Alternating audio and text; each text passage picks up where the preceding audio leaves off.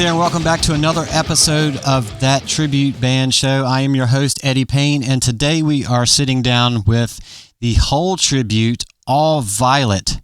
How's it going, guys and girl? Great. Well, pretty good. How are you doing? I'm doing well. And if you could introduce yourselves and what you play. Okay, I'll go first. I'm Shannon, and I don't play anything or just sing. I'm Becker, and I play guitar. I'm Justin. I am the bass player. And I'm Steve, and I'm the drummer. Cool. Nice to meet all of you guys, and thank you for joining me on this. I'm trying to build this channel. I believe this is episode 5. Don't have a whole lot of followers yet, but hopefully soon we'll be, getting to that point. So how long have you guys been doing this? We started in 2019, right before the pandemic. Like, we had our first gig in November of 2019 with a different lead singer at the time, and then the pandemic hit, and then that singer was not able to continue with us, and so we've been with Shannon since I think December of 21, maybe. I think so, yeah. Okay, cool. So other than Hole, what are some of your main influences? Oh man, I'll start with that one. So I've been in bands since I was 14, and one of them was just like your standard like cover band, wedding band type band, and then every other band other than that has been like just pure death metal, punk rock, hardcore for like almost like 29 years, just between heavier and heavier bands. But I don't listen to like really any heavy music anymore. Like, I haven't listened to death metal in like a decade, so I was still doing gigs and like wasn't super excited about like the other bands I'd be playing with. Other than like I'm like friends with the guys and like you're technically good, but it's no longer what I listen to. So I finally the pandemic was my kind of route of getting out of that and then no longer rejoining one of the old bands. When you say influence, you mean influence on our playing, or do you mean on just our listening, our musical influence? You can do either one. I mean, if you would rather do your, what are your influences, just playing, or either way? Okay. Playing wise, I can appreciate a drummer that's super technical, like Neil Peart or Mike Portnoy or somebody like that, but that's not the way I play. And those are not the drummers that influence me. The drummers that influence me are people like John Wurster from Superchunk, and really Charlie Watts, if you want to go way back, and Patty Schemmel, the Hole drummer. Drummers that really play to the song, and they're dynamic, they're loud when they need to be, they're soft when they don't, and they're really structuring everything they do around the way the song moves. And that's what I love about the second Hole album, which is kind of how we got together, was our mutual love of that record. And it's a lot of that is Patty's drumming and the rhythm section in general, and all that plays into what we do. Sure. Yeah, for me, playing guitar when I started playing when I was a kid, mostly listening to like classic rock and that type of stuff. I could never like play that stuff. And it wasn't until I got into like indie rock and, all the bands that came out in the 90s that I fell in love with music that I could actually like play and do it well. Just coincidentally. Yeah, and I love a lot of different kinds of music. I would say in this band, obviously Hole and Courtney Love are my strongest influences, and I try to look at just like a wide range of their performances and different videos so I can bring different things to the performance, but also in this band in particular, because I'm like doing the front person thing but not playing an instrument, and I want to really bring that like rock star energy to it anyway. Right. I try to, like, I've watched videos of like Skid Row because Sebastian Bach doesn't play guitar, and just to kind of like get that front person energy. And when I was in high school, I used to follow Marvelous 3, who I'm very excited are getting back together for one weekend only, and everyone in this band knows all about that at this point. But Butch Walker, the lead singer of that, is definitely like a performance inspiration for me because he's so energetic and engaging. Right on. Yeah. So I guess to answer the question of who influenced me, since I got the wrong question, much like Steve, I can respect, but I don't ever listen to like virtuosity and get like super excited about the showy bass players. I've always loved bass players who just sort of play the song properly. So like, I mean, obviously James Jamerson of like the Motown world, all the people that like James Brown would have in his bands, just people who could play the same thing again and again, keep it musical, keep beat, and not ever be a distraction to the song. Like I just love that kind of like marriage of the rhythm section where the drummer and the bassist are on the same level, they're playing to the same beat, and they're not distracting from the song at all. You know, I feel like the sign of a good bass player is when you don't notice them, because I feel like you notice bass players when they either make mistakes or they're too flashy and too showy, and I try to avoid both of those. Right. So you know you're on the right page if you're in the pocket and you just kind of like sit in the background then. Love it. Have you guys ever met anybody from the band or had any feedback, good or bad, or on your tribute band from the band? From Hole? No. I don't think we've risen to that level yet. I actually wrote notoriety. to Eric on Facebook because there was this one guitar part that I couldn't figure out, and like none of the videos of them playing the song showed him and like what he was playing, and I finally just like wrote to him and did not hear back. I haven't written to Courtney yet. I'm a little afraid she'd yell at me. She would probably make you do a cease and desist or something, wouldn't she? The funny thing is, I think we're one of, I don't know, maybe 3 Hole bands that we know of in the entire country. There are tons of other grunge tributes in every city, and we seem to be one of the few Hole ones, but I still don't think that the band actually knows we exist. That's good for you guys because there's not so much competition, which leads me to my next question. As far as like, I know that there's a lot of venues that they have certain tribute bands that they will let play there, but then when another tribute band tries to book a gig there, they won't allow them to do that. You guys have any issues with that? I mean, if there's only 3 Hole tributes in the whole country, I bet there's probably, you don't run across that too often. Yeah, we're pretty lucky with that. We don't really have that direct competition in this area, which is pretty cool. Yeah, I don't think we have a lot of competition with other tributes. I think what happens is some venues are much more tribute friendly than other venues. And we've run into venues even that will book maybe a tribute here or there, but then decide, no, we only want original music from then on. And that can be a little more of a problem, I think. Yeah. Well, we played one at the beginning of the year where they really just don't do tributes almost at all. You know, Johnny Brenda's in Philadelphia. And I think it was a fortunate thing where, you know, some of the guys here were in another tribute band that got like a one-off opportunity there, sold out, the crowd drank a lot, and the promoter there loves Courtney Love and loves Hole, so found out that we were an option, excitedly booked us, and then we sold out the venue. So like it was really well received by a venue that almost never does anything other than like national touring acts. So we've been lucky. Wow, that's awesome.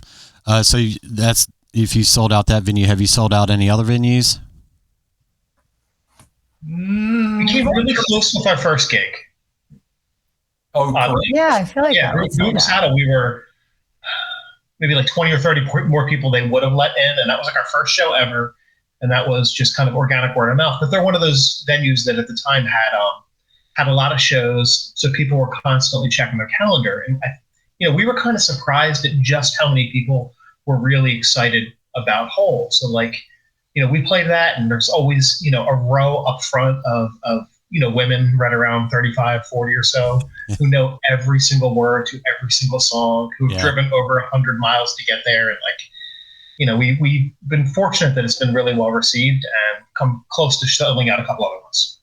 Yeah, and that first show, I wasn't in the band yet, but my other tribute band was opening. So I remember just being like so psyched that you guys were playing the entire Live Through This album. I told all my friends, I brought like a whole crew, and we were like singing along the whole time. So after I got out of all my other costuming and makeup. Yeah, there really is an amazing demographic that Justin was talking about of women like 35 and up who are just wildly into Hole. And we've even tried the occasional marketing trick of just advertising to women, like on Facebook, of that age group. And, it seems to have worked that way. But also when we advertise to both genders, we get a lot of people out too. It's got kind of an organic buzz going to it right now, which is kind of neat. Yeah, that's cool. I'll have to try that trick and see if it actually works. So where all do you guys travel to? Do you stay locally, or you're obviously traveling down here towards Virginia and North Carolina? Yeah, our first few shows were in Philly, and then what have we done so far? We played a couple North Jersey shows, and then we have Elkton, Maryland coming up, and Scranton, and then Virginia. So we're just kind of starting to branch out. I think we're all pretty willing to travel. I mean, I don't want to speak for everyone, but it's really exciting since there aren't that many Hole tribute bands to see people like commenting on our posts and saying they want us to come to their area. So yeah, we definitely are looking to kind of get out there more if the opportunity presents itself. And I guess in the interest of good promo, we should tell you that the Elkton, Maryland gig is October 14th, and we're up in Scranton, Pennsylvania on the 26th of August. We're also in Philadelphia on the 21st of July, headlining at World Cafe Live, which is the largest venue we will headline at so far. What's the capacity on that venue? About 500. Oh, that's cool. Yeah. And we have a Nirvana band from North Jersey opening up called Penny Royalty, and those guys are great. And we played with another great Nirvana band from up there as well called Lounge Act. And the pairing really seems to work well. Mm-hmm. Yeah. There's another band that there seems to be a whole lot of like explosion of this Nirvana tribute bands. Yeah, they're really a lot. It's fun to see everyone's different interpretations. Yeah. I like it. That's a good segue to my next question. What do you think it takes to make a great tribute band?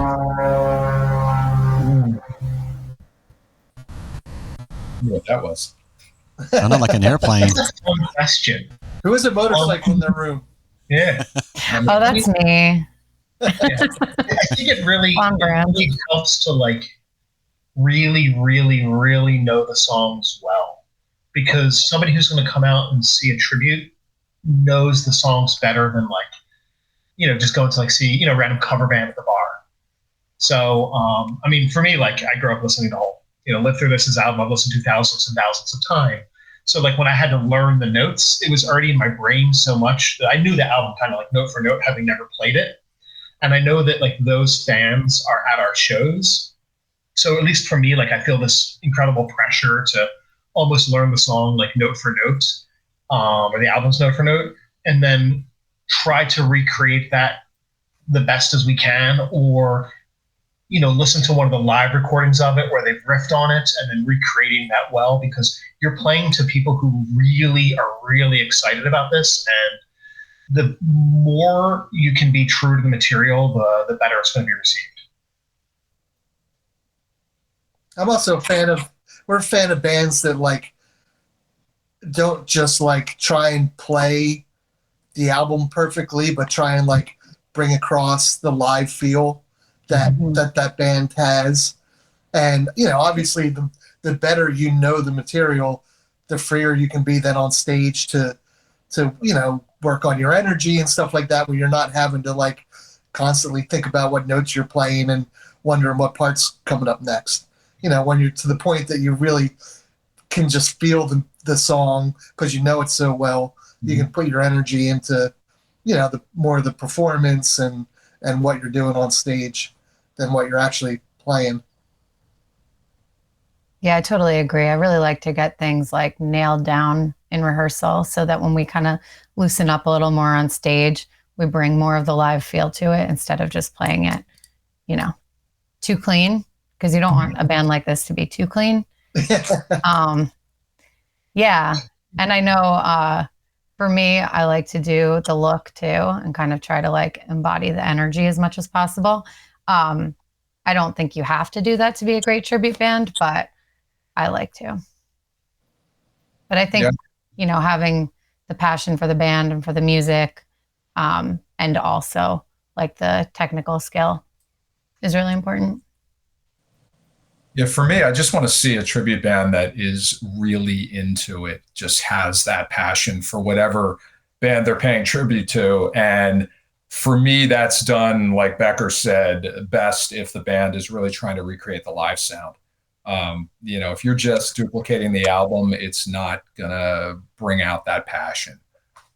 With regard to bands that kind of do the look versus ones that don't, we're kind of a funny mixture of that, in that Shannon really goes for the look and the rest of us don't at all. And I've seen great tribute bands that really go for the look entirely, other ones that don't do it at all. And it kind of doesn't matter as long as you have the passion and as long as you're really going for it. Mm-hmm. Yeah, I was going to say, I've seen a lot of tribute bands, and I'm one to call you out if you play a part wrong. So the part has to be dead on. If you play too many kick drum hits on a certain verse or something, I'm going to call you out on it. Or if you sing the vocal line in the wrong key or octave that the song is in, I'm going to call you out on it. That's just how I'm that picky when it comes to tribute bands. If you're going to do it, you have to do it 100%. At least get the music right. And if you can throw the look in and do all the stage moves, if there are any, along with that, then more power to you. And, you know, that's 100 for me. Yeah. I mean, I definitely feel like the music is more important than the aesthetic, because like if we all showed up and looked exactly like Hole and we were mediocre musicians, like everyone would leave the show. You know? And, yeah, that'd be terrible. Yeah, I mean, so that's one thing we do is like we have like our little private, you know, Facebook chat group for us, and we will link to videos of, you know, live versions, you know, different concerts over time, as we try to figure out like which iteration we want to do, which has really been helpful because capturing that energy, obviously, it's the energy they chose to bring out when they played live, and trying to hit on that is super important. Absolutely. So obviously you guys put in 150% on every gig. How well received are you guys from the venues and the Hole fans out there? It's been amazing. I mean, we've had shows where Shannon has so recreated the whole Courtney vibe that there are people, mostly women, but not entirely, who are lined up afterwards to take selfies with her. The rest of us could be doing what we could be going out for a burger. It wouldn't matter. But Shannon's got this fan club that forms at every show. And it's because she just throws herself entirely into becoming Courtney Love during that time we're on stage. And it really connects with people. Yeah, we've had people grab set lists off the stage after we're done. Which just, the first time that happened, I couldn't believe it. I'm like, but like it was so cool to see somebody, like the experience meant that much to them that they wanted like a memento from our cover band show. Like that was so cool to see. Yeah, and I love to see people like coming back out to shows. You know, someone you saw in the front row at the last one being in the front row again at the next one and looking just as excited, and bringing friends a lot of the times. So yeah, I think we've been really well received so far, which has been great. That makes you feel good when you see the same people in the audience, like show after show after show. I was just going to say, I think each show we've had, like the show after, there were people from the prior show, and it's just built and built and built. I mean, there's been people now that have been to like the last 5 shows in a row. And, you know, every time somebody's come out, we've had the same people then showing up to the next show. So will they travel to follow you guys to the next show if you're in a different state? Yeah. Yeah. Yeah, I was surprised to see that, but it's really cool. That's awesome. Yeah, so far, I mean, the furthest we've played so far is about 2 hours outside of Philly, up in North Jersey. But I mean, yeah, there were people that lived in Philly that drove up to see us. Yeah. And we've done a fun thing too. Like, we had somebody who drove down. I don't know exactly how far Scranton is, but it's not super close. And this one woman was like so excited to see us and requested like a really deep cut, a really obscure song. And it meant a lot to us that we were able to play it for her at the show she came down to, and like, holler out for her, like, hey, we got a request. I forgot her name. I'm sorry. It was Jess, and I was like, this is for Jess. Yeah. And she was like, I'm right here. She was in the front. I was like, hey, nice to meet you. Yeah. And she knew every word to every song and was so excited. And she's the reason we're actually going up to Scranton and we're playing a show there in the fall, because, she has some connections there. And that's unbelievable that like that is something that is happening, being a tribute band. We also really try to mix the set lists up, so we're never doing exactly the same thing every time. It may be a lot of the same songs because there's only so many whole albums, but we try to just present it in a little different posture each time. And I feel like people appreciate that. They put in requests. We actually take them seriously. As Justin said, I know I didn't know the song that Jess requested when she requested it. I went and listened to it and I was like, wow, we definitely need to cover this and let's do it for this person at this show. And it worked out great. And for the record, for people who know, it's the song Turpentine, which I believe was, if not the first song they ever recorded, it's one of the first songs they ever recorded.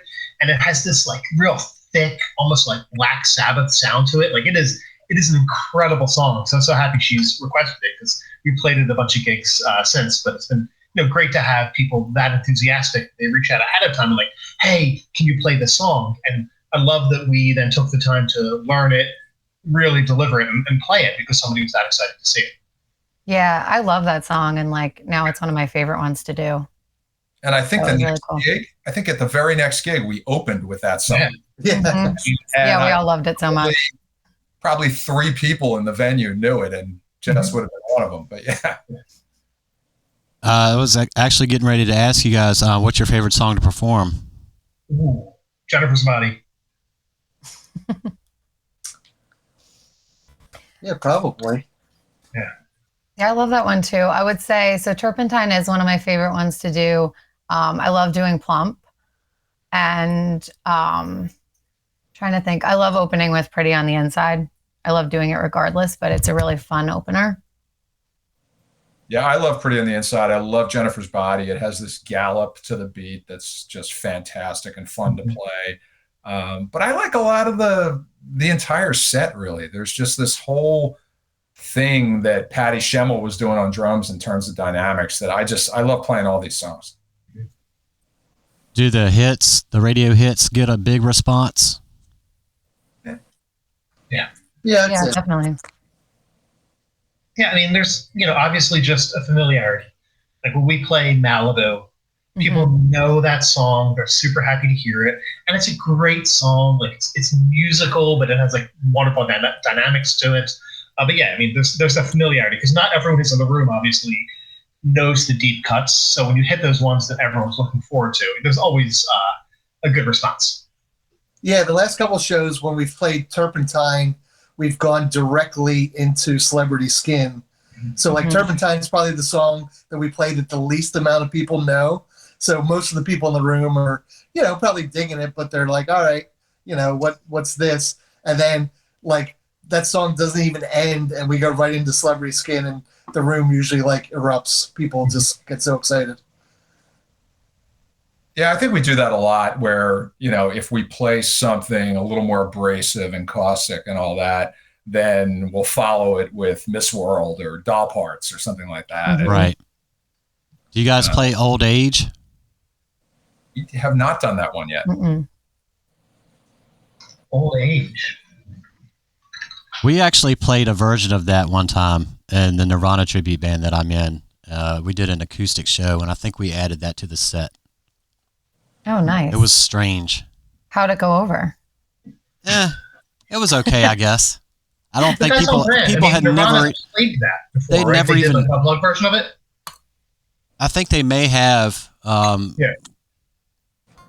at some point in their career. Okay. Didn't Kurt actually get a writing credit on that song? I think that's the one whole song that he was involved in the writing of, despite all ridiculous rumors to the contrary. Otherwise, Oh my gosh. Yeah, let's actually debunk that. This whole notion that like either Billy Corgan or Kurt Cobain wrote the whole albums is it's just so embarrassing, and it's this weird world where like women can't get credit for like creating good art, and like there's this incredible like written documented history of Courtney being integral in the songwriting process from beginning to end, and it just makes me so mad. And like we'll get it in like some of our comments, like, oh, did Kurt write all these songs? And it's so frustrating because these albums are just so brilliant and so creative, and it's a shame that people just don't want to give the songwriters credit for them. yeah.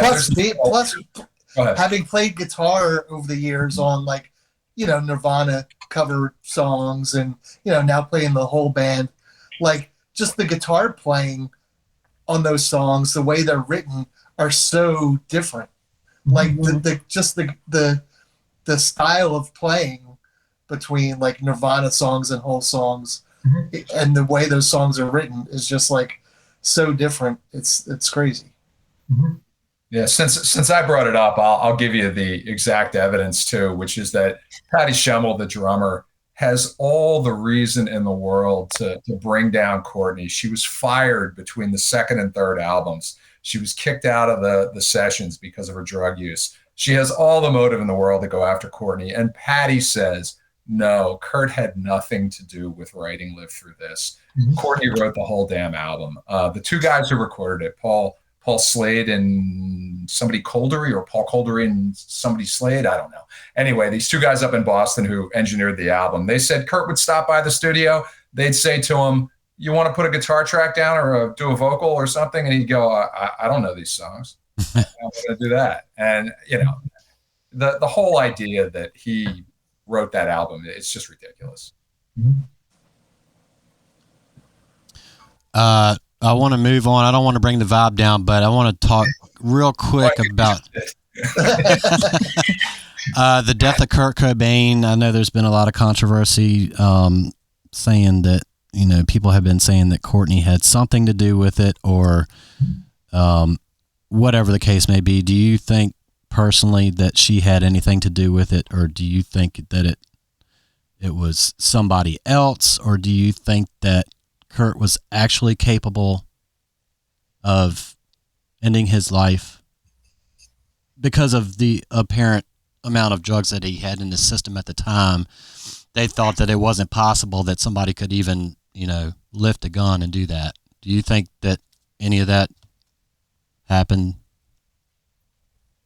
Well, I'll jump in on this if you want. What I do in the day job is I'm a criminal defense attorney. I know how criminal cases get prosecuted and how they don't. If there was sizable evidence that Courtney Love killed Kurt Cobain, there would have been charges brought. There would have been an indictment brought. It's not like Courtney somehow had some special influence over the local DA. Courtney's a controversial character, and if somebody had the evidence to actually go after her, they would. It's just not there. I mean, I think the evidence is pretty strong. The coroner certainly thinks so, that Kurt killed himself. Even if he didn't kill himself and somebody else did, the evidence to tie Courtney to that is one guy who's been a publicity hog who gives a lot of interviews. And as far as I can tell, there's no credibility to any of it. And again, you would have seen charges if there were any kind of substantial evidence, and there's just not.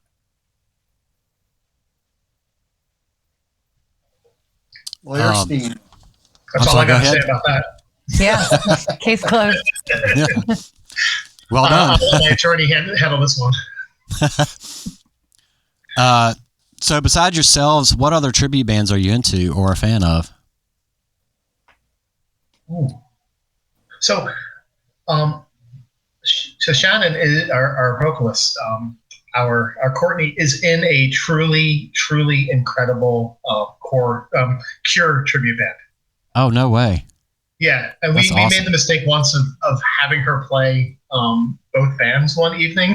So she went from being Robert Smith, taking her break, and then coming out and being Courtney, which was a lot to ask of somebody. But the band is so good and so fun. And Cure just played Philly, and I made a mistake, and I didn't go to the show, and I'm having like so much FOMO over not being at that, as I'm seeing everyone's like videos and whatnot from it today. But that one is a super fun band.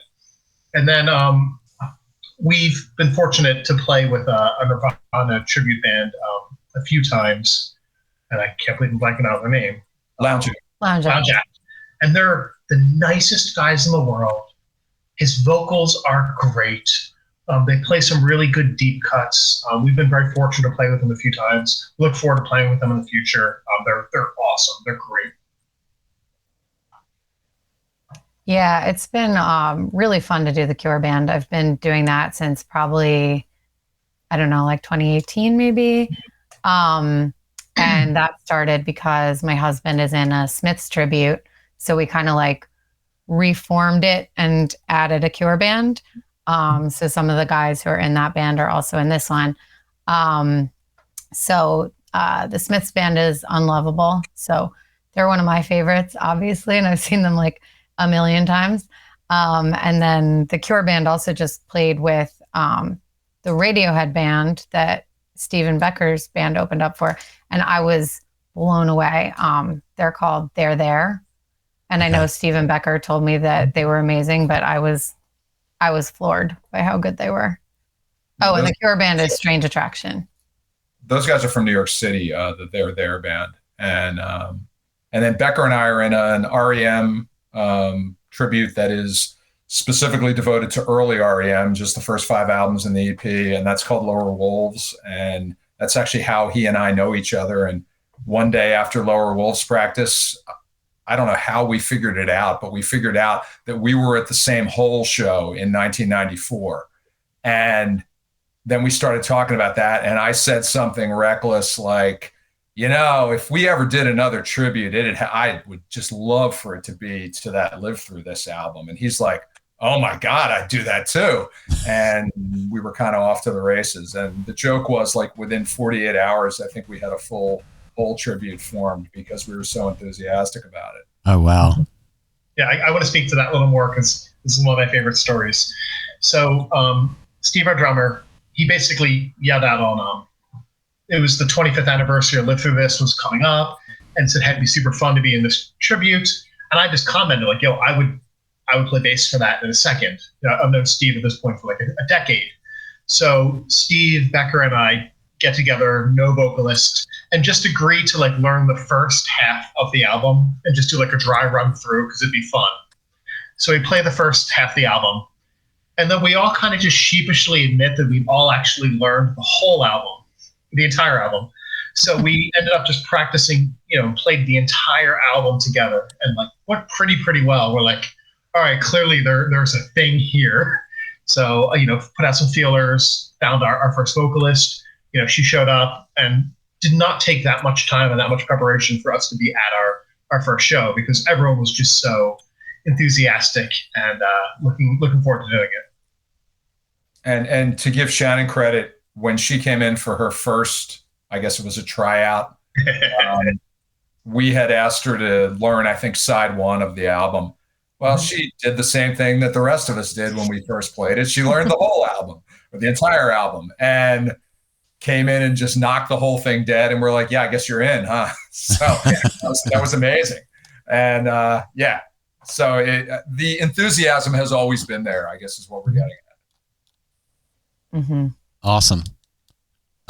So what is something that you guys do right before you go on stage, or is there any kind of like pre-show rituals that you do? Do you take shots to get your voice all gravelly, or what do you do?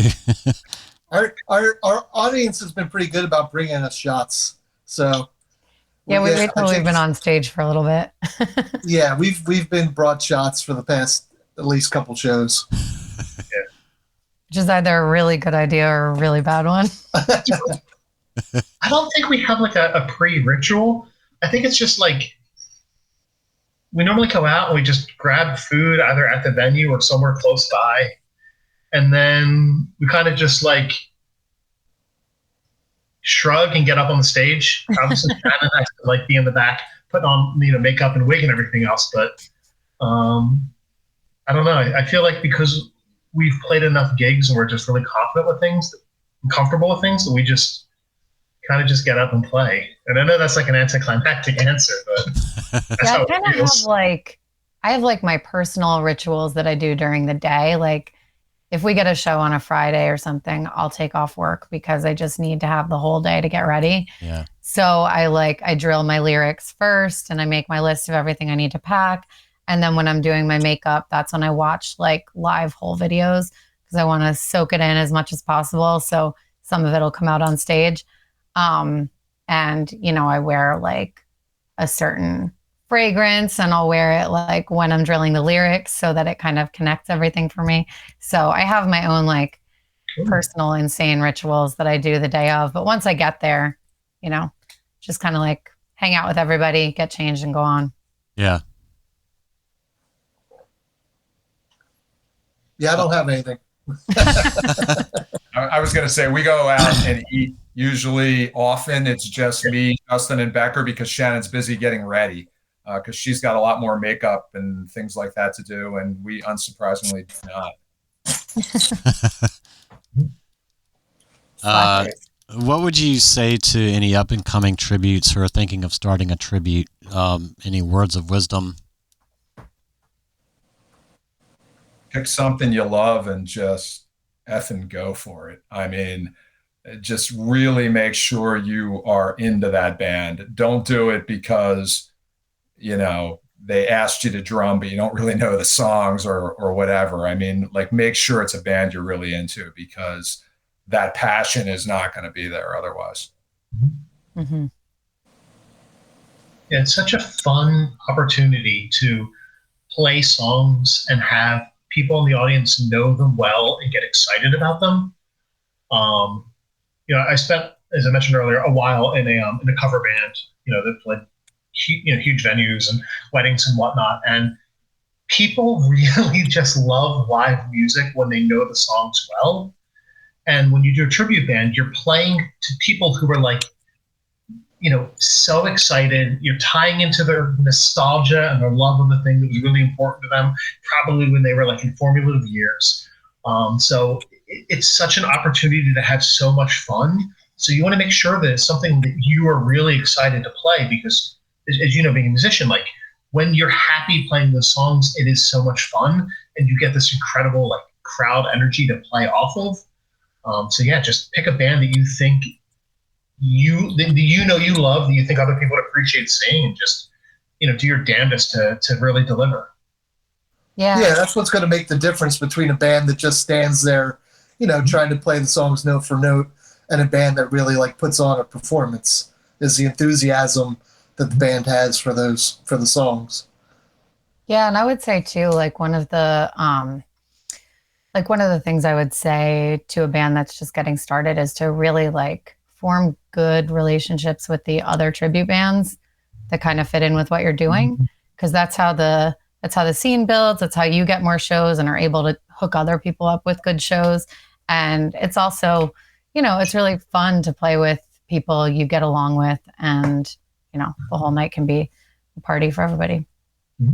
Absolutely. I've got one more question I wanted to ask you guys. Is there anything that you want to say to your fans that are watching right now? I mean, they're why we're doing this. If we had gotten up there on the first few gigs and had 10 people there and they're politely clapping like this, but not yelling their heads off and not lining up to talk to the singer, and it's just the enthusiasm is why we're doing it. And it's kind of our enthusiasm for the music is then makes them more enthusiastic, and it just kind of feeds, and it's this endless loop. And these tribute bands are amazing to play in when they're successful that way, and it's mostly because of the crowd reaction. So I don't know, from my perspective, I just really appreciate it. Yeah, I would just want to say thank you, and especially to the people who keep coming out. and taking pictures, taking videos and sending them to us, requesting songs, like all of that engagement really helps us like build this into something that's really fun for the audience, but also really fun for us. So we really, really appreciate that.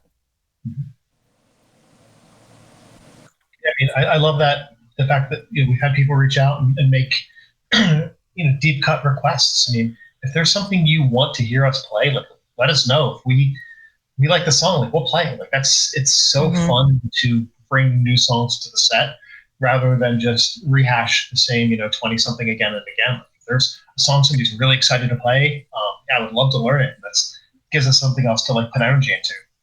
Well, thank you guys very much, Shannon, Justin, James, and Steve from All Violet, the whole tribute. And you guys are, I should have asked you this at the beginning of the show, but you guys are in Philly, correct?